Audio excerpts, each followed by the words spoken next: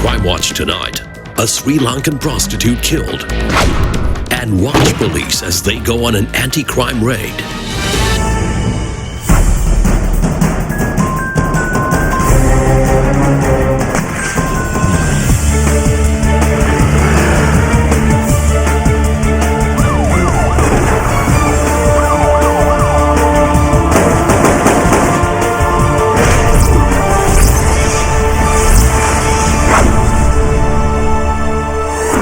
Welcome to the first episode of Crime Watch for 2011. I'm DSP Julius Lim. Our very first story for the season is a major crime that happened around here in Geylang, well known for its varied food stalls and colourful nightlife. On the 4th of September 2008, the body of a Sri Lankan prostitute was found dead in one of the hotels here. What made the crime gruesome was that she was naked, and worse, 7 months pregnant. Watch how police caught the killer in just 22 hours after the body was discovered.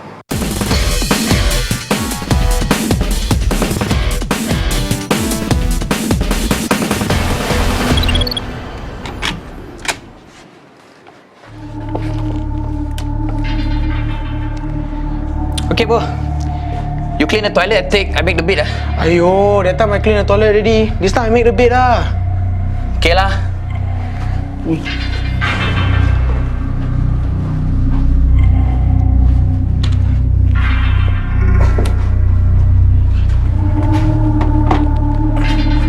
Hey, ready? Come here.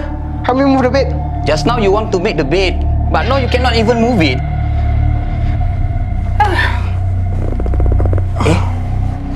Try again. I think there's something under the bed. Check. You check.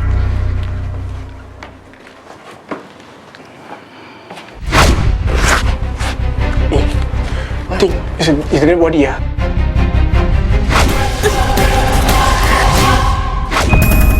The hotel immediately informed the authority of the shocking discovery.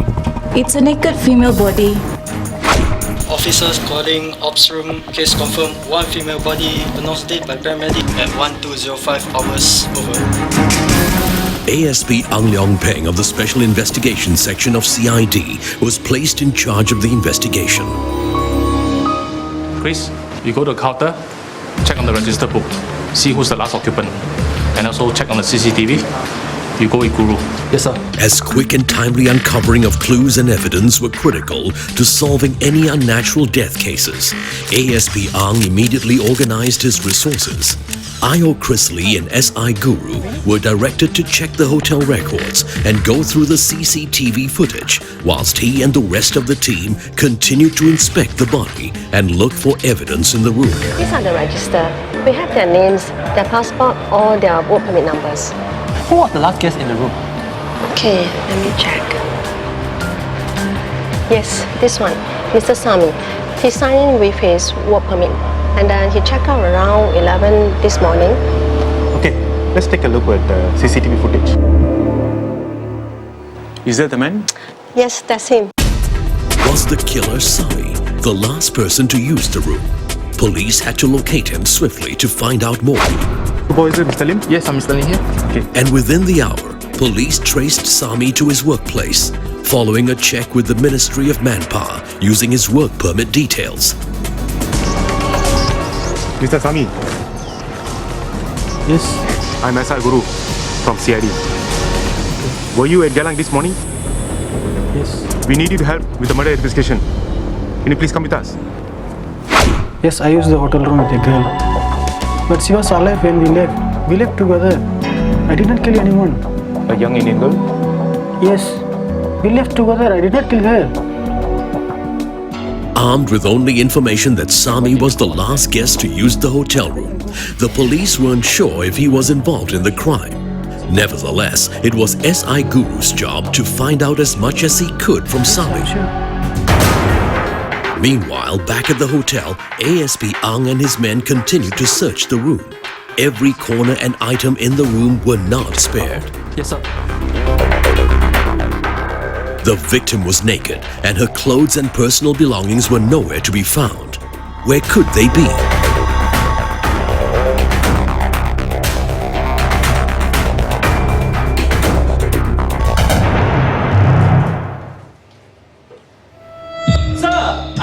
some things inside this opening. The determination to uncover the truth paid off. The victim's clothes and belongings were uncovered in the bathroom, discreetly hidden. Inside the hole under the bathtub, police recovered clothing and personal effects belonging to the deceased. Amongst the property uncovered were a purple blouse, handbag, underclothing, a used prepaid phone card stub, and her passport. The deceased is Tayagaraja Radhika Devi, 21 years old, from Sri Lanka. With these new clues, ASP Ang and IO Chris went back to the hotel reception to find out more. Hi. The name of victim is Devi. Can we have a look at the register book again? Sure, no problem. Combing through the register one more time, police found out that Devi had checked in using her name and passport. She checked in at midnight, 2nd of September, about a day ago, not yesterday. Okay. Can we have a look at your CCTV tapes and see what time she checked in? Sure. The CCTV footage around midnight of 2nd September 2008 were retrieved and immediately viewed. That's her. The man in the beige cap. He seems to be with the victim. She's calling someone. However, the investigators noticed that the handphone was missing. There was a high chance the killer had stolen the handphone and could still be using the prepaid phone card. There's just this small start. Send it for analysis. Find out if it belongs to the victim. Yes, sir. Just as the officers predicted, data search confirmed that the phone was indeed purchased by the deceased and it was still active. Calls were still being made. This is interesting. She received 2 calls from this number. Let's find out who made the calls. A further probe was immediately carried out, and it was revealed that the calls were from a Madhuri Jaya Chandra Reddy. Was he the man with the beige cap? Back at the hotel, HSA forensic pathologist Dr. George Paul was concurrently throwing more light on the investigations. What struck me when I first observed the deceased's body partly sticking out of the divan was that she's a young person. I can't examine further. I think you'll have to take the body out. Dr. Paul started his examination after the deceased was removed from inside the divan and laid out on the floor. Is the abdomen swollen from decomposition? She's in advanced state of pregnancy. She was pregnant? Yes, she was. What else? In the neck region, I see some suspicious marks which would suggest injuries to this region. Any other injuries? Well, considering that she has neck injuries, I don't see injuries elsewhere which are suggestive of a violent struggle or of violence. We did confirm the 7 months plus pregnancy, and along with this, it also supported the surmise that she probably was not in a position to put up any resistance. Can you give us an estimate time of death? Well, the body is starting to get quite discolored, and there is skin slippage at places, there's marbling, and even blistering at places. So taking all this into consideration, I should think that death must have been at least a day previous, if not more. So she could have been dead for more than a day? I should think so, yes. Not this morning or last night? Certainly not. With the analysis from the forensic pathologist that the body had been dead for more than 24 hours, police were now certain that Sami, the man who last used the room, could not have been the killer. He had checked in at 2:35 a.m., just slightly over 9 hours before the body was found. There was no need for SI Guru to probe further with Sami. Okay, Mr. Sami. Thank you for your cooperation. You may go now. Thank you. Thank you very much. Thank you.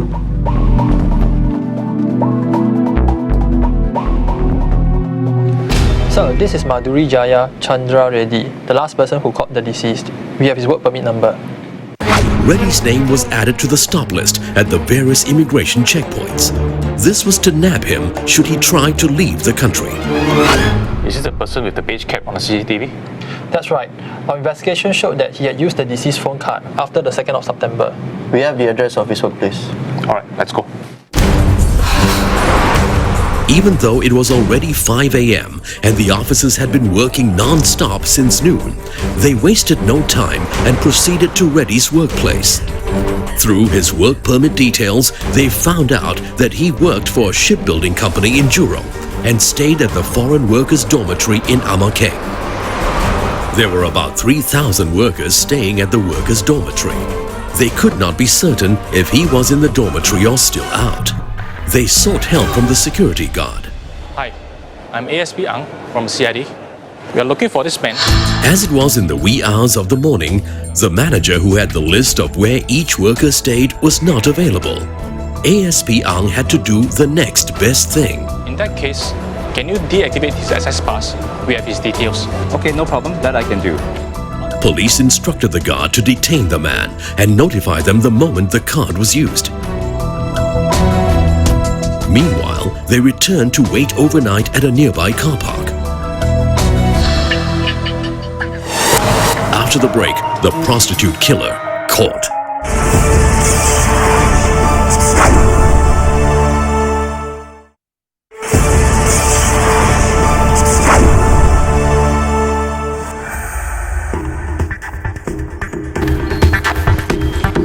The next morning, as the workers were filing out for work, one of the workers had trouble with his access card.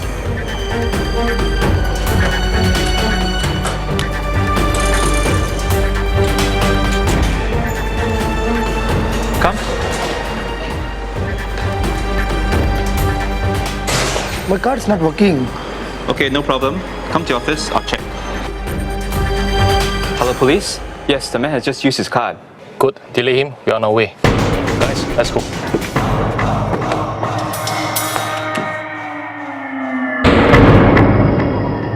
What caught ASP Ang's attention was the cap that he was wearing. It was the same beige cap that was in the CCTV. Are you Madhu ready? Yes. You are from the CID. We are investigating a case of murder. Do you have any handphones? Yes. Can you empty your pockets?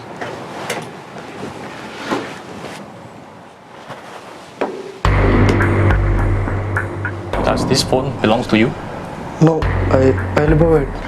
You mean you stole it? Yes.